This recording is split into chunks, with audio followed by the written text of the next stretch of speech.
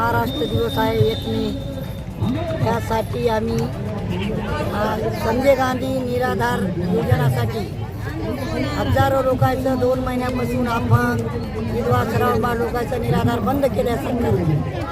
वेगळ्या अटी टाकल्या. 27 मार्चला GR काढलं. श्रावण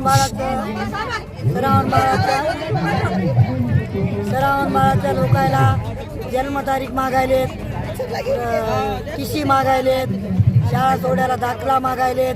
पहिले कधी काँग्रेस सरकारच्या पिरियडमध्ये असे कोणत्याही कागदपत्राची मागणी केली नव्हती. या सरकाराचं पूर्ण धोरण बंद करायचं आहे संजय गांधी निराधार. मात्र आम्ही काँग्रेस पक्षाकडून सातत्यानं आमरण उपोषण करू. GR रद्द जोपर्यंत होत नाही तोपर्यंत आम्ही आमरण उपोषणला बसू.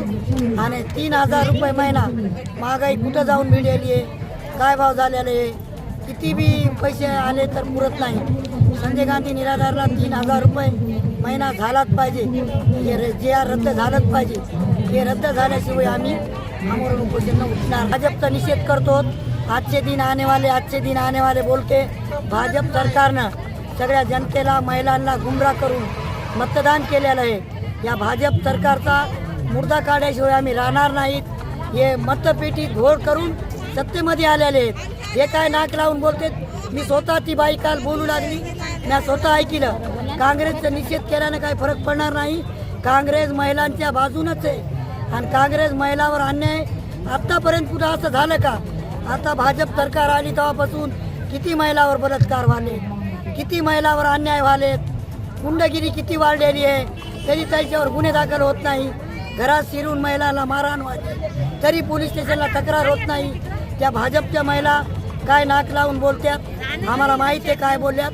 भाजप सरकारनं कोणत्याच महिलाचं चांगलं केलेलं नाही. लाडकी बहीण म्हणून योजना काढली, 4 दिवस पैसे टाकले, पुन्हा त्यांचं गबाळ खतम झालं की ते बंद करून टाकलं. काँग्रेस कोणावर अन्याय करीत नाही.